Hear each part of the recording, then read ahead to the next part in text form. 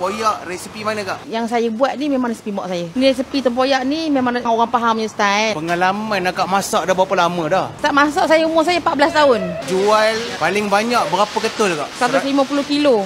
Kalau ketul, dekat juga lah, dekat 500 ketul. Barang jadi bro.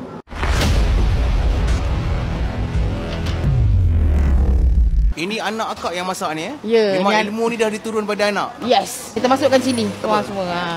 Cili kering yang di blender lah. Cili api. Kalau orang Pahang ni kena makan yang pedas-pedas. Tak pedas kan? Bukan Pahang namanya. Di blender kunyit hidup. Kita tak pakai kunyit serbuk ni kunyit hidup. Bau rasa dia lebih fresh. Betul. Sebenarnya rasa dia dekat situ lah. Kita masukkan bunga gantan. Kita masukkan asam keping sikit. Kenapa kita masak asam keping ni? Tempoyak ni dia kena masam lauk dia. Betul. Ini akak masak untuk berapa ekor? Berapa ketul? 50 ketul dulu. 50 ketul Sebab kita kat sini kita buat sikit-sikit. Masuk sikit-sikit tu, habis kuah ni kita buat kuah baru. Ini tempoyak yang dah di blender? Betul.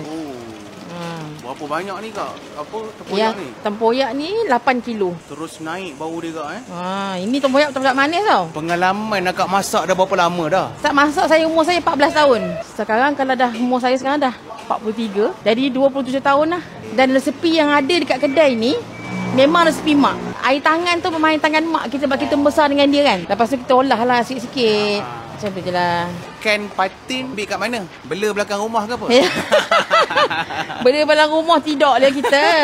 Jujur, memang saya ambil sendiri dekat Jerantut. Pure Pahang lah. Pure Pahang. Saya ambil dekat mana? Jerantut Ferry. Kadang orang cakap Jerantut tu ada sungai ke? Adalah. Adalah kan? Sana ikan paling terbaik sekali memang ikan Jerantut. Jadi memang patin sungai ni kita boleh tahu kak Boleh tengok. Kalau Tengok bela dia dia kuning-kuning kak Betul. Sebab apa? Banyak lemak. Ya. Ni tak ada lemak dia. Nampak cantik dah tabur daun kesum tu. Kan? Kuning dengan hijau kan? Jadi kali dia. Okay, masuk garam dah. Garam. Bagus anak muda ni. Anak akak ni. Cerah masa depan ni kalau dia istiqamah. Alhamdulillah. Harga pun ikut saiz kan? Harga ikut saiz lah. Dia bermula antara dalam RM19 hingga RM23. Tapi biasa dalam 20 lah. 20-21 macam tu. Bila sebab sekarang ikan patin ambil kat Pahang pun bukan murah kan? Ya Allah jauh. Saya ambil sendiri kat sana. Siapa yang tahu-tahu lah harga tahu lah. Akak pernah jual paling banyak berapa ketul kak? 100 kilo. 150 kilo. Kalau ketul, dekat juga lah, dekat 500 ketul. Patin saja Patin saja. Boleh kak nak ekor satu kak? Oh ya Allah. Orang geram tengok ekor tu. Betul.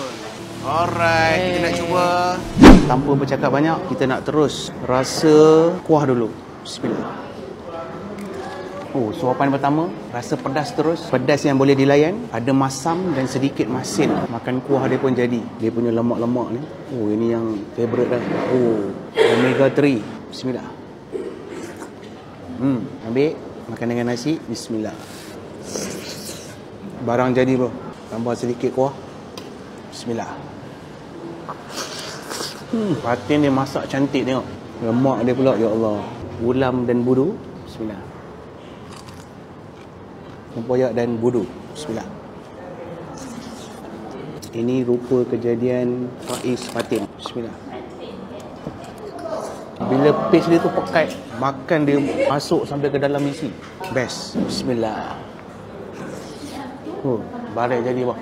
Ini kualiti lain macam. Tempoyak pucuk ubi. Terung ikan masin telur bulat. Ada ikan masin tengok tu.